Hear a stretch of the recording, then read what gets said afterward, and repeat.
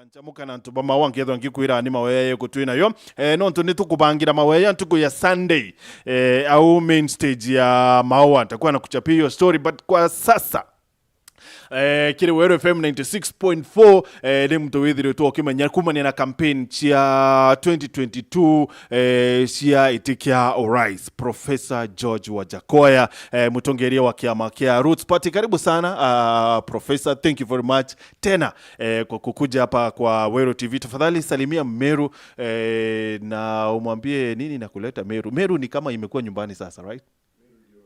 Asante sana watu wa Meru, watu wa Weru. Tangu nianze hii msumbuko kupanda sio kupanda mlima, sina hiyo philosophy ya kupanda kuelekea mahali patakatifu, sio mbinguni, sio ajira, lakini freedom of economic emancipation. The Marians have been very, very, very, very good to me. And that's why we decided to have a deputy party leader from Meru, Mr. Yaginik. We were also proposing to have Mr. Kinoti, the former DCI, to be our Minister for Home Affairs, to replace Matiang'i at that particular time. And I hope it will still happen. And we were also looking at Mudomi Thionkulu, my comrade, colleague, the one that we fought for Linturi's case and won that case. We were hoping that he takes over the AG. But besides that point, there are more important issues that make me come from time to time. Because there is now total confusion in the mountain, total confusion. The Marians elected people to represent them. But now they are electing others to represent who? And the games being played. I would rather tell Marians from here that it's high time the IBC was constituted to recall all these MPs. Otherwise, if they want balkanization of the country, then let them just be straightforward and say, we want self-autonomy, and declare, we go for a referendum, and then we can have the Mlima, so-called Mlima leadership, wawe na nchi yao, because wameharibu. Thank you. You know, Prof, kama ingekuwa ni wewe rais, labda mambo kama hii ingekuwa inafanyika. So, ningetaka kujua, na Meru pia ningetaka kujua, wewe ungedilaje na hii situation that now Mount Kenya, kuna Mount Kenya East na kuna Mount Kenya East, ndio mambo iko sahi, na wanasema, you know, stories za kingpin, spokesperson. Wewe ungekuwa president sahi, mambo ungekuwa unadeal nayo. Nilikuwa nimeweka watu jela. Kina nani? Hii watu hii wanatusumbua hapa. Mara chunga mlima, mara chunga nini. It's just sheer nonsense. These people are they have gone, they are blank of ideas. Kuna Isiolo hapa. Our proposal as Roots Party was to shift the capital city. To shift the capital city to Isiolo and to create an international airport because of space. So that tungekuwa tuna curb economic bandwagon and produce ya mlima with the green gold ile tuko nayo hapa Meru. Panda, chukua, enda Isiolo, weka kwa ndege, inaendelea, tunaboresha maisha. So would we be seeing kina the Adanis wakijenga? But I had already foreseen this coming. And I saw this during Kenyatta's time. I knew that these people are going to create miniature companies outside the country to bring in people of those characters to buy off, because they were aiming at privatization. Kila wakati walikuwa privatization without popular participation. Walikuwa wanataka kujinyakulia. So we don't know who is behind this Muindi. There must be somebody who is behind this Muindi. Na nilikuwa najua kwamba hiyo itakuja. Na ndio nilikuwa nasema kwamba fresh mind, fresh thinking, let's actually build an international airport in Isiolo so that Kenyans can start afresh building what they know, what they have ownership in it. Sasa angalia hii mesi ya Dani, kupiga makelele, nini? Murkomen, ndio huyo, sorry to mention him, but I don't care. Alikuwa Minister of Transport. Hii mambo yote ilipokuwa ikifanyika. Ilifanyika akiwa pale, si ndio? Wakati alikuwa anavaa saa za milioni ngapi. We are not going to go personal. Yako ni milioni ngapi? This is a gift from my daughter. Okay. Yeah, I don't even need to know the price, because mtoto kupatia kitu, just put it on and move on. So nilikuwa nimejua hii mambo ya Dani, mambo ya privatization, and look at what is going on. Sasa it has blown up. They don't even want to issue contracts tujue ni nani alikuwa. Hii watu yote ningekuwa nimeweka jela. Unajua wanaita privately initiated partnership. Yeah, but that's unconstitutional. How do you privately initiate partnership contrary to the constitution. Wanasema iko kwa sheria. Iko kwa sheria, wapewa tuonyeshe. If the law has been, if the law, an act of parliament has been passed to operationalize the constitution, then that, and that act of parliament is contrary to the constitution, then there is an illegality. Therefore, conforming to making what they call illegal, legal into an illegality, that means you are in a vacuum. Therefore, if Mudomi was here, would agree with me, what we would have looked at is, how do we create an act of parliament, because we have the majority, to whip in the constitution and make it unconstitutional? There is that phraseology of popular participation. Mkenya lazima ambiwe, aseme ndio, aweke kidole yake. Kwa hivyo, if that is there, if what they are saying is there really, I don't need to read it because it's illegal. Okay. So, ulikuwa na mpango wa kufanya Isiolo ikue, was it supposed to be a capital city ama ndio ilikuwa ikue city ya biashara? Capital city. Yeah. Tuachie Nairobi wao walafi, because Nairobi is overpopulated. Nairobi is densely sinking. It is sinking. It was built on a swamp. There's a lot of pressure points on the soil in Nairobi.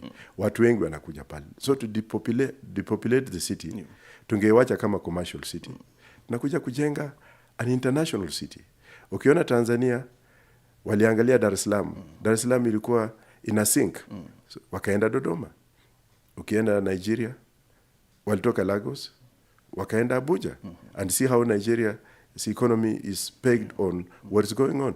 Ukienda nchi zingine, tuseme kama Marekani, utakuta states are shifting, they are building new cities away from the major cities to depopulate. Hapa tungekuwa sawa, because ukiangalia Isiolo, proximity of Isiolo, the proximity between Isiolo and Ethiopia, Isiolo and Somalia, Isiolo and Sudan, Isiolo and the southern corridor, tungechukua hata hiyo bunge tungepeleka huko, tungechukua all administrative centers zipeleke huko, ndio tuone, to plan, to think, so that we decongest economic activities in this area to have a breathing space.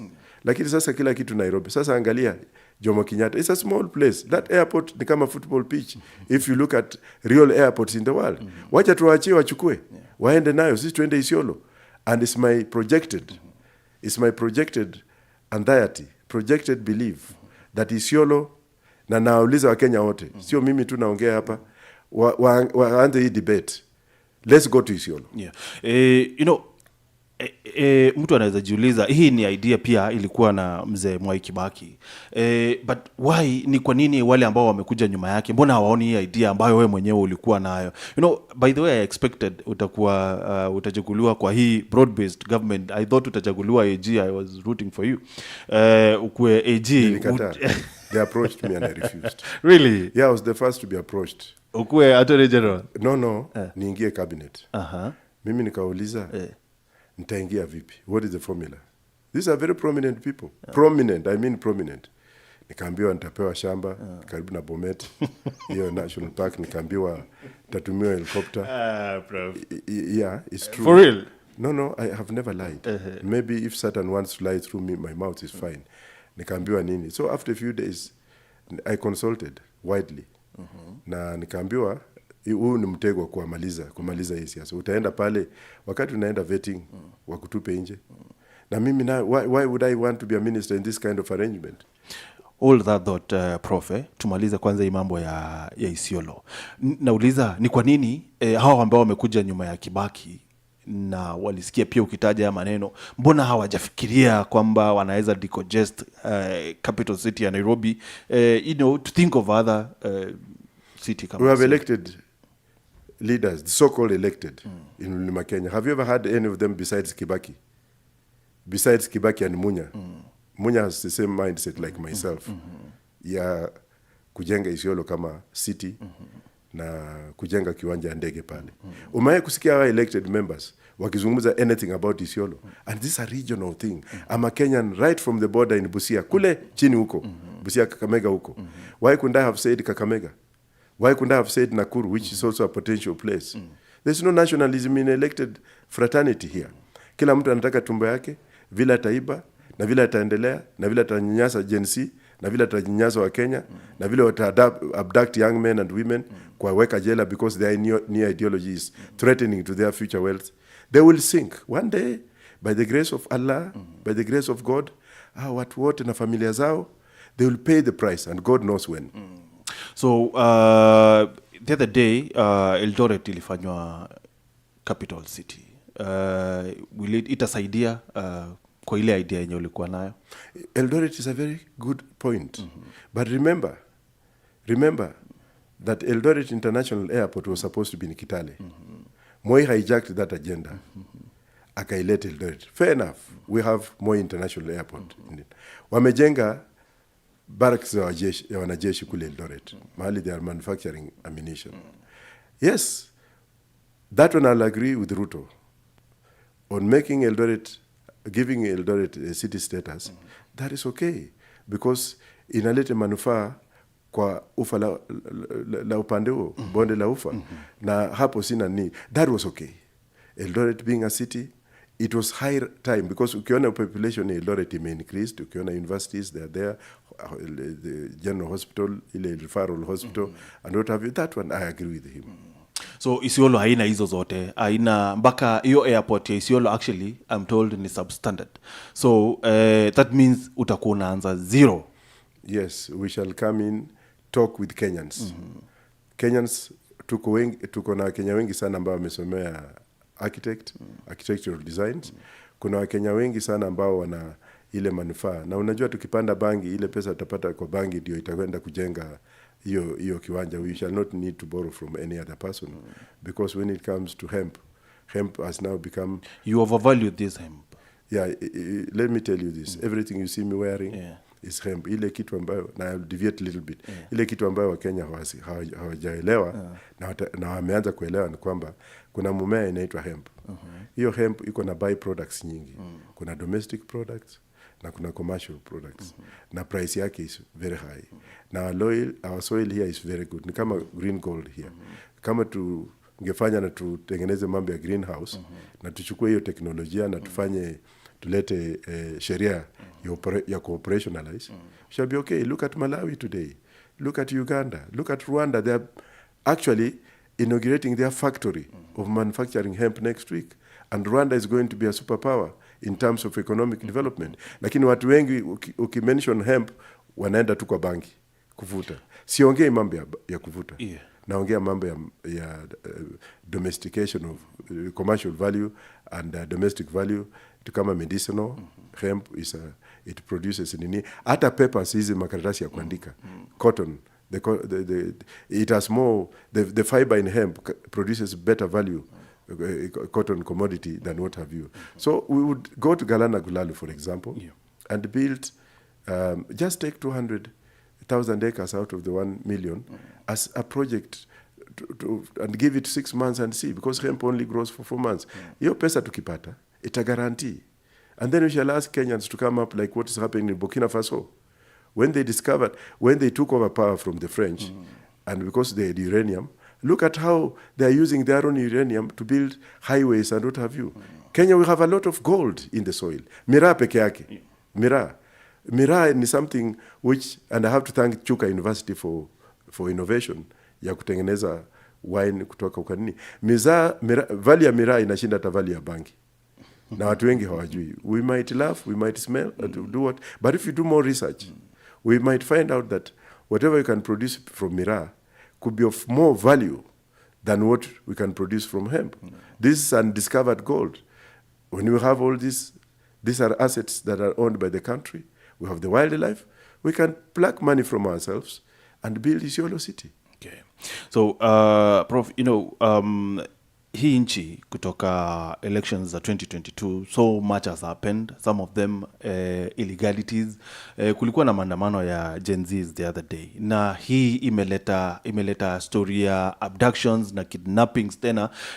Until right now tuko na a convicted Deputy Inspector General ako kwa ofisi mpaka leo. But you guys, you do not care kwa sababu nyinyi mlishaingia kwa serikali kama Azimio. Mimi sijawahi kuingia kwa serikali jameni. Mimi Wajackoyah sijawahi kuingia, nimekataa kuingia hiyo serikali na sitafanya kazi nao unless they rectify their behavior. So uko kwa Azimio yenyewe kwa serikali ama yenyewe kwa serikali? No, Azimio was there before the election. It had a presidential candidate in the name of Raila Odinga. He was my competitor. Roots Party was an independent party, and we still are. So I had 4 competitors, 3 competitors. Then after the election, I sat down with James Orengo and Mama Aida Odinga. Wakaniambia, Prof, why can't you come on the table, usaidie, where you can? And when I came on the table as a friend, without signing anywhere, you saw Mandamano coming out because the government was not listening.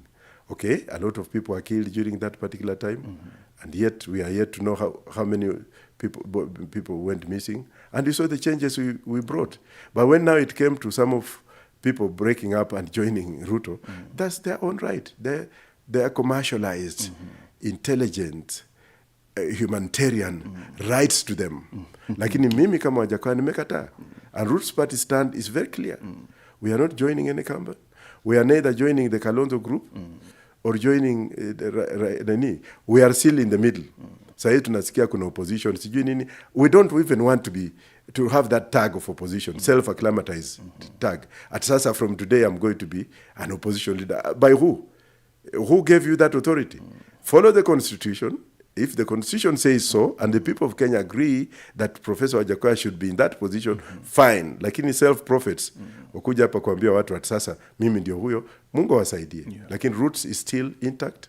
We are independent. We are recruiting. And we are looking at Ruto as our major competitor. Right now, as far as I'm concerned, in the absence of Raila, the only thing I worry about is how to defeat Ruto. That's all. So as you do that, as you worry about defeating Ruto, Prof, kuna watu sahi wamepotea. Kuna wale the infamous word yenye inatumika sahi, the Kitengela 3. Kuna wengine walipotea wakati wa maandamano ya Gen Z. Kuna a convicted DIG kwa ofisi sahi. What are you doing about it as a presidential candidate? First of all, I don't know whether I'm right or wrong, but I will put a footnote and a disclaimer. Nimeona some news, I don't know whether it's true or not, that my friend Bob Njagi is alive and Congole, one of the Kitengela group. Nimesikia, sijui, this subject to confirmation, and if it's true, I'm rushing to go and see Bob Njagi in Kitengela because he's my personal friend. Personal, it has been paining me. Now, ukija kama mtu kama Masengeli, surely, how do you disobey court orders? Who are you? What are you? You know, there is that song of Unbogable. Since when did a low-level government officer, low-level, ile chini, if it was the IG, Mr. Kanja, and congratulations, Mr. Kanja is a great man, Douglas Kanja, is fine. He's like great until he's not. Until aanze kudisobey court orders. Well, I don't think so, because Kanja listens. And the way I know Kanja, fine. Lakini Masengeli, what he has done, wacha ende kotini, wacha koti, let him, wacha jisai, aende kotini personally. Na wacha kuchukua lawyers making noise and what have you. Disobeying a court order ilikuwa kwa wakati ya Matiang'i, when things were just being done left, right, and center. But let him go to prison if he can, unless he comes out and says, look, this is why, what have you. Could that be the reason why these people have been released, if at all they were released? We need a country where people obey the law, including myself. Mimi hata nikikosa saizi nikipelekwa huko ndani. Lakini abductions were wrong. Abductions were wrong. The courts intervened. Kuna watu bado they're still missing. Wengine wanakuja to compensate yao ndio nini? Hapana. And there is no criminal activity that grows old. Even the Nazi crime perpetrators are being pursued. Recently we had a 94-year-old being pursued from Brazil and taken back to Israel. Sasa hata wakifanya hii, tutaenda hata kutoa hiyo makaburi when the right time comes. Uliua, ulifanya hivyo, tutakuchimbua, tukutry. I'm telling you the truth. I might appear mad. We shall deisificate the graves of those people who have killed our children. Imagine parents now, kuna parents who are really in limbo. They don't know what to do. Mtoto alienda kusoma. Mtoto alipotea. And these kids were fighting for their rights. None of these MPs, including those ones of Mount Kenya, are talking about it. Them, they are just talking about what? Ateo, sijui Kindiki, sijui nini. That's why we need the IBC to be reconstituted very quickly so that these people can be recalled. So ungefanya nini tofauti kama ungekuwa wewe rais? Kuna hii maandamano ya Gen Zs, kuna polisi wameanza abductions. What would you do differently if you were the president? Can I answer you? Yes. I'm not going to self-aggrandize myself, but I will go the Burkina Faso way. I will borrow very heavily from the president of Burkina Faso. Sounds Captain dictatorial. Rwaria. That boy is doing wonderful. He's only 36. Na ndio wengine unasikia ati majenisi. These boys can lead this country. Actually, in my opinion, let it be known today and publicly. The trajectory these boys were taking, had they succeeded, I would never have even said for one day that I want to be a president in this country. I was satisfied with them, and I am. And I don't think whether that Gen Z thing is dead.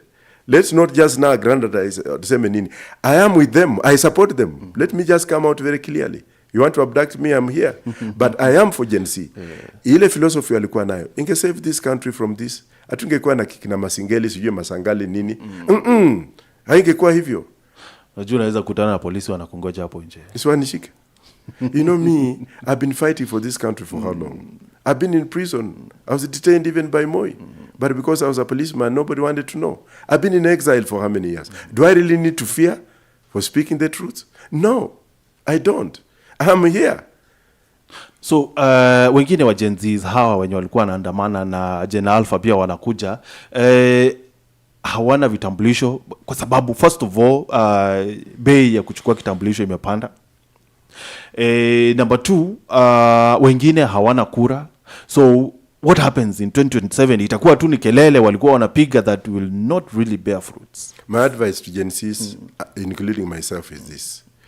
If there will be no enough large window to allow all Kenyans who are qualified to take ID cards and voters registration card, kama hiyo ingefanyika, there will be no election. We shall boycott the elections in 2027. Wacha wachukua akitaka. Because that's a very critical issue, and it's a card these people are playing. Because they know that if they allow these young men and women to take the ID cards, they will be voted out of power. Okay. Kwa Facebook hapa ya Weru TV tuko live.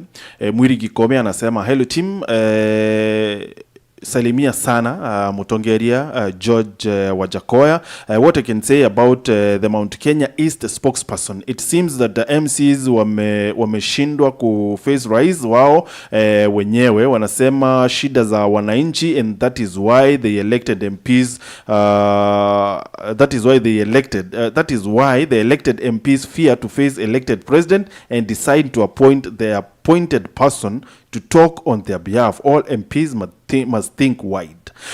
What do you make of this, by the way, Prof, that tumechagua wajumbe, hawa wajumbe wenye tumechagua wanaenda wanachagua mtu mwingine that is an unconstitutional seat or whatever, wanasema sasa huyu ndiye atakuwa anatuongelelea. What is the role of the MP? The whole thing was started by Gachagua. Linda mlima, wengine wasiende kwa mlima, Wajackoyah asiende kwa mlima.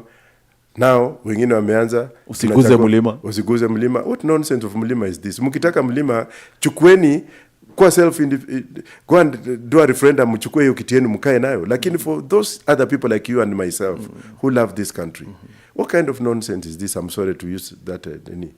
How watu, I think they have failed in their mandate as members of parliament. Who are they working for and whose interests are they advocating for? Is it Ruto's interests? Why can't the president be very clear? Ni vitu kama homecoming party, of which I will also ban that when I become the president. The country is to the dogs. We are already in the dogs. Na tumemalizika kabisa. Hii mambo yato, na Moi alikuwa amemaliza hii vitu ya kingpin. Asijui kingpin. Na mimi nasikianga tu kingpin. Sijawahi kusikia women pin. Najua tu mama mboga. Lakini mimi naona hiyo ni kama a very dangerous trajectory. It's going to divide this country left, right, and center. Is going to make other regions to hate people from here. Though they will be hated because of a few MPs who are fronting. Then why can't they represent the people from the soil? Why can't they go to their constituents? Why can't they work from their constituents? Don't they have CDF? What is their main mandate when they were elected? Were they elected to go and elected or select somebody kwenda carry out these donkey businesses? That's why we are going down in the drain. Hii vitu sijui Kindiki, sijui Mlima Kenya nini, hao watu waende nyumbani wote. Let's have fresh men from the Gen Z group to take over. Do you think maybe tuko na wawakilishi wengi kuliko vile tunahitaji, as in, we overrepresented? 47 governors, 47 women reps, 47 senators, 290 elected MPs na wengine wako nominated. I think that is the worst mistake that ever happened to this country. Ni mambo ya ugatuzi. As our formula was very simple. We revert back to the 8 regions, the way they were. We have regional governments and maybe counties within regions. So that if you have somewhere like Rift Valley, for example, Rift Valley Regional Assembly in Nakuru, then counties remain within those regions. And then what we will now peg our economic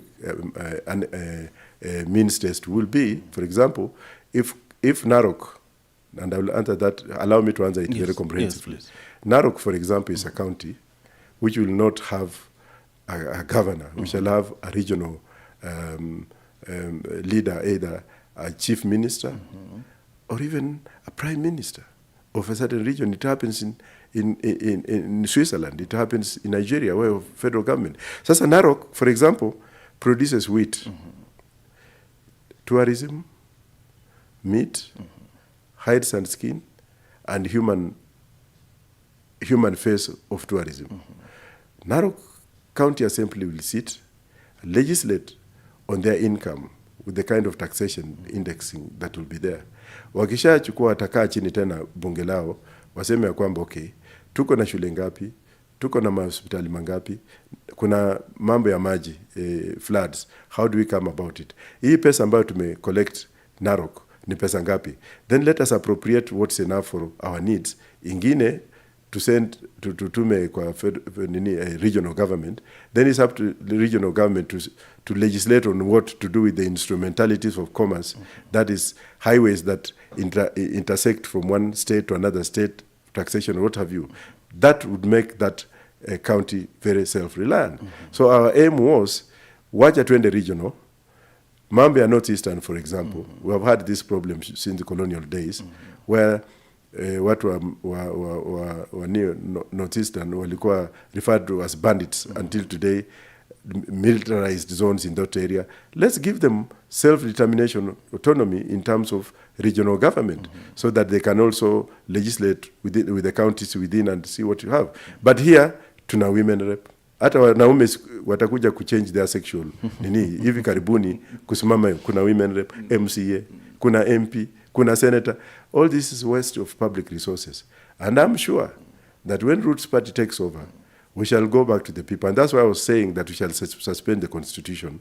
We shall go back to the people to ask the people again to relook into that constitution and remove from it completely what was undesirable. Look at Texas. Texas state, or the state of Texas, is actually bigger than Kenya combined. Texas has got one governor and one lieutenant governor, who is actually, and mayors in the cities of Texas. Look at the revenues collected in Texas. Look at the management of natural resources and revenue resources in Texas. Now, ukija hapa, unaona the mess we are in. Only a madman can free this country. You know, Prof, una compare Kenya na country yenye iko na over 230 years of democracy. Nothing wrong with that, because some of these people here, they go to benchmark in those countries. Why can't we look at them and look at ourselves? Why can't we look at a zero economic country like Burkina Faso, which came up and they said, if French has been eating from us, we can do better than French. Right now, look at Burkina Faso. So let us look at what is actually economically viable. We look at others to impress others. Like for me now, I have gone to school very well.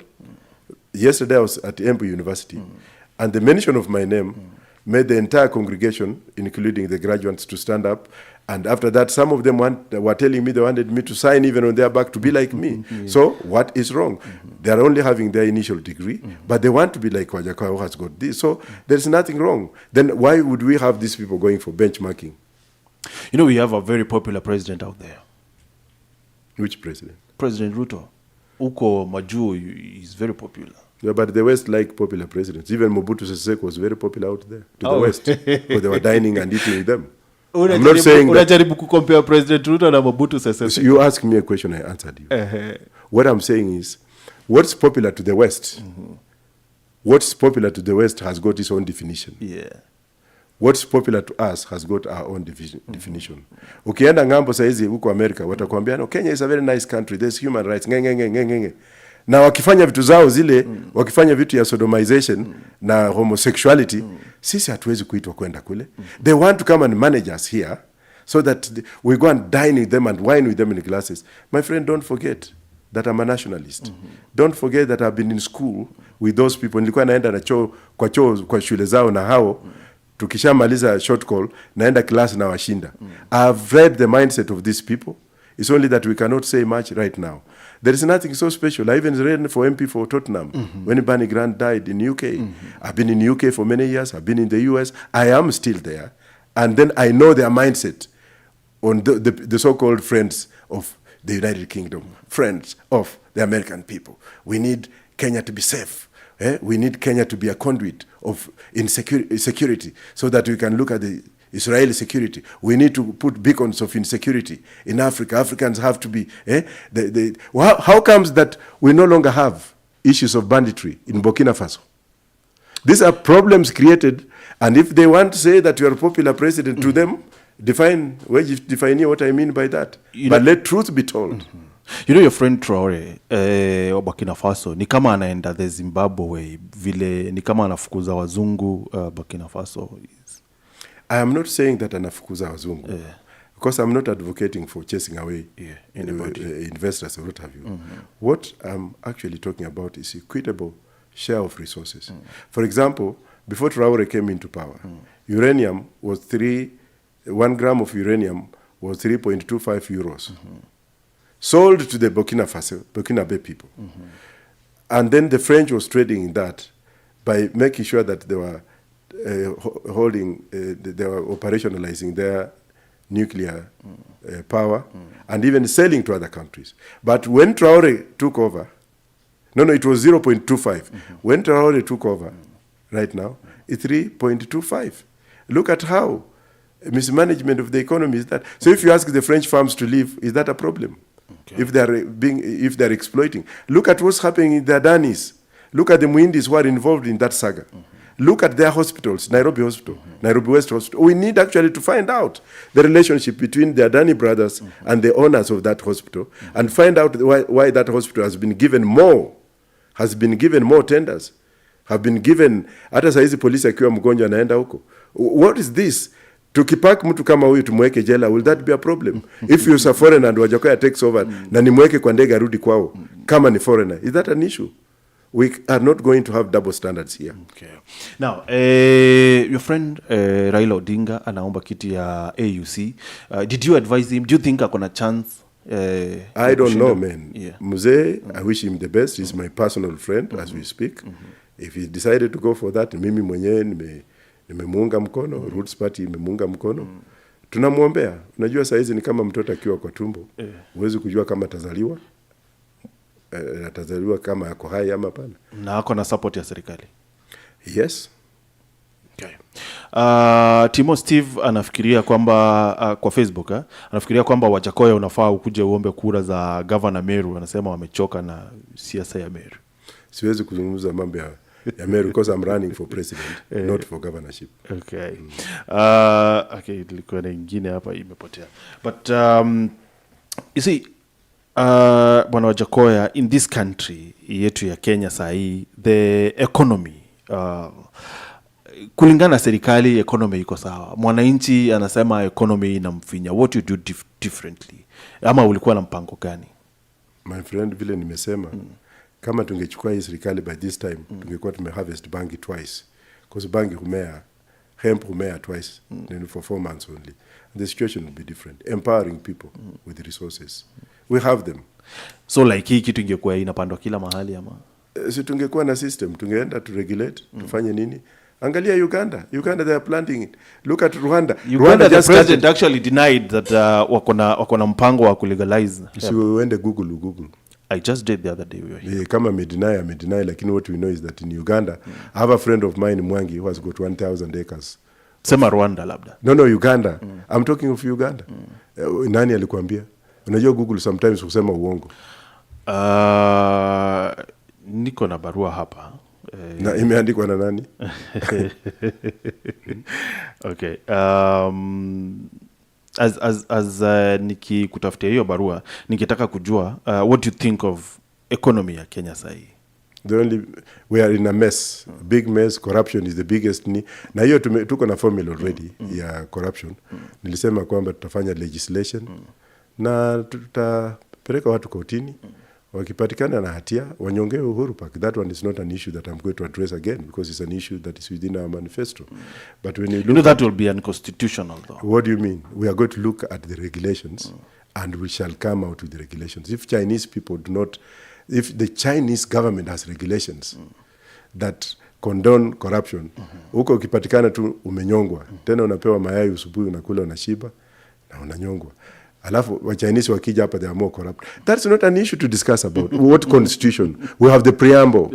We the people can decide to amend that constitution and do what is in the best interest of our people. So that's not an issue that I want even to debate. I'm a hardline on the side of inhuman degrading, as they call it in the West, of kuua mwizi ambaye ameibia watu madawa kwa hospitali. Ni mwizi mmoja ameenda through corruption ameiba madawa, ameiba pesa za madawa. Watu milioni moja wamekufa, watu 10. Ni vizuri huyu mtu afe. Professor, wewe ni wakili na unajua sheria na unajua chapter 4 ni kitu ambayo kuguza ni ngumu. I told you from the beginning that we shall relook into the constitution once we take over. And then we shall see what we shall do at that particular time. It's not debatable. I'm a lawyer of very high standing. And I'm telling you, there are two types of lawyers. Yes. Kuna lawyer ule ambaye is authentic lawyer who follow what the book says. A lawyer who follows that, it's okay. Hey, that's but how it's supposed to be. No, that's how laymen look at it. If you look at UK, it doesn't have a written constitution. Yes. It has what we call conventions and the prerogative powers which are reviewed through judicial review.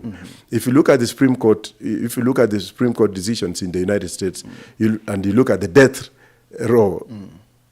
row convicts and the regulations that what have you. So what I'm trying to say is, let us not just be blind because constitution inasema na tunaumia. That same piece of paper, we can look at it again. That's what I was trying to say. And regulate what we want through that piece of paper, because inasema there are rights that are fundamental. Kuzaliwa is a right. Hiyo hatuwezi kwenda kukaa chini tuseme ati mtu asizaliwe. That's a fundamental right. But certain freedom. Kuishi pia is fundamental. Yes, but what I'm saying is ukiishi ukiwa stubborn, if you are a menace to society, then why do we have countries constituting departments of defense? Why should the country defend its national sovereignty? We can also defend our sovereignty by being societical with proper regulations to regulate that particular society. Okay. Now, Prof, naona time yetu inakimbia kidogo. Ningetaka tu uguzie about the new funding model ya masomo. What do you think of it? I've never even looked at it. I'm not bothered because I was not consulted as a Kenyan. Yes. But kuna wanafunzi wanateta sana about the new funding model, wamewekwa kwa grades. I don't know, kuna what are they calling buds, bud 1, bud 2, bud 3, bud 4, bud 5. So apparently in the bud 5 anapata like 5,000 or 15,000. Let me ask you a question. What does the constitution says about governance of us? You have to consult us. Did they consult the stakeholders like teachers, guardians, parents, doctors, psychiatrists, students themselves? No. So that's violative of the constitution. And I will throw it away also. Let's look at Britain, for example. Let's look at the curriculum systems in UK and what have you. And you said that, wale wako advanced, we cannot. Let's look at how they have advanced in terms of means testing and the criteria applicable to each and every student. Because they have resources, they have everything. Things work there. Will these ones work? Angalia kama hii vitu ya classes ambazo zimekuwa introduced. Ato, inaitwa nini hiyo? CD what? Hiyo kuna class, kuna that curriculum, hata sitaki kujua. CBC, look at that. I'll do away with that also. Ati, mtoto aenda afundishwe swimming, afanye nini. Ukienda Turkana, Ukienda Turkana kuna those facilities. So we are doing with the donkey what have you. We go back to what Kenyatta was, the Kenyatta one, and Kibaki administration. We shall look at those policies and bring them back. Yeah. So nataka uniambie about Roots Party na plan yenye uko nao ya kuigrow ikwe, a bit national, but first kwa SMS hapa 40188 mmoja anasema, hey Wero, I'm Felista watching from Kemu, say hello to Wajackoyah, tell him we are behind him kama hata jificha kama mwenzake nyuma ya Bible, unajua okay. Anasema as Gen Zs we want change. Mwingine anasema hello Wero, say hi to Wajackoyah, I'm teacher Philip Mbutuma, tell him that next time I want to be his deputy. President is my number, amepeana namba yake. Mwingine anasema hi Martin, hope mko fine, naomba msaada wa fees. Okay. Mwingine anasema hi Wero, kindly Martin greet my party leader President Wajackoyah. I wish I could have a chance to meet him. I'm MC Mutigania Roots Party candidate from Meru. Okay, Roots Party, Professor Wajackoyah, what is the plan? Yeah, we grow, to... Yeah, thank you very much. Thank you, those who have supported, those who even want to run as my deputy. It's okay. It's the neck that decides. Lakini what we are trying to do now is we are trying to recruit en masse. We are not interested in candidates right now. And it's very simple to join Roots Party. You dial star 509 hash, star 509 hash. Then once you come in, then we shall show you our manifesto. We shall share with you our manifesto, our constitution, and our blueprint. And then I would like as many Kenyans as possible. Nasikia magenesis walikuwa nataka kwenda kutengeneza party yao. You don't need to. You can even run as an independent. The constitution allows you to. But should you wish that you want to join any other political party of your making, there are many. We are 98 political parties. You can either go into them and choose, look at the policies and choose what. I'm not going what you want. I'm not going to tell people that join me. Let people make an informed decision. Ukisha shiba, angalia. Kama ni Roots, kama ni UDA, kama ni ODM, kama ni Wiper, you have informed choice to look at this party. Look at all of us, come up with a decision and find out whether it's appropriate for you.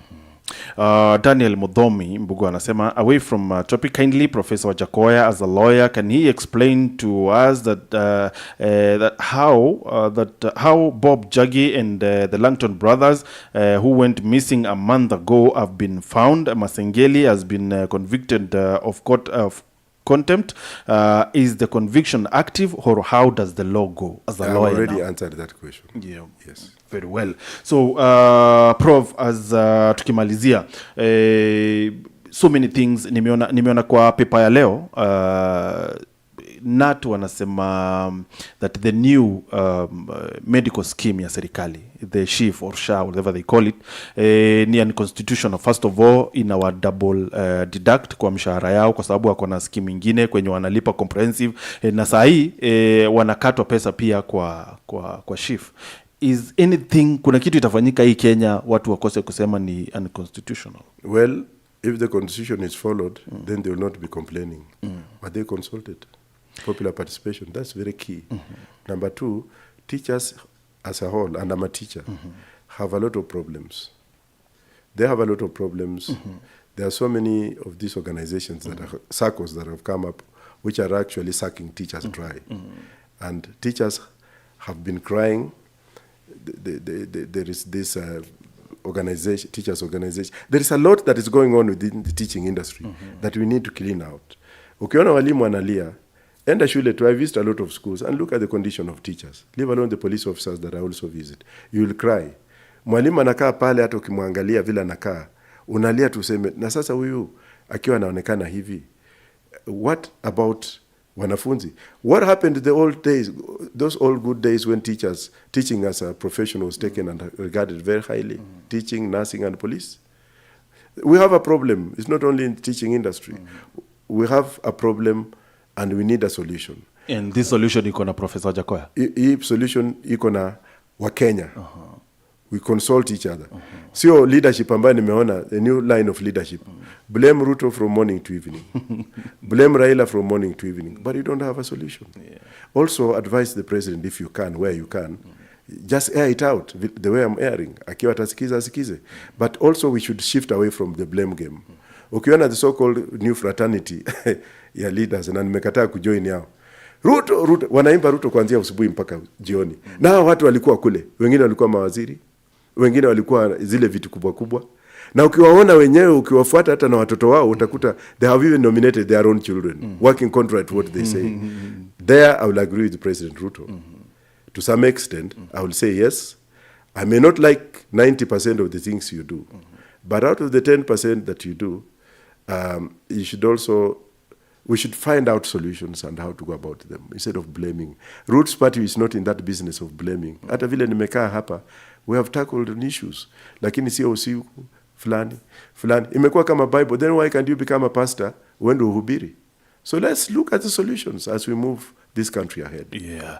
And uko na promises mingi kwa Wakenya, and right now Wakenya they feel like nyinyi viongozi mkiingia kwa uongozi is like ile mambo yenye mliwaambia mnasahau, and then you keep promising and keep promising. It depends on us in the leadership fraternity. And I cannot say it holistically. Look at individuals and make your own judgment. Okay.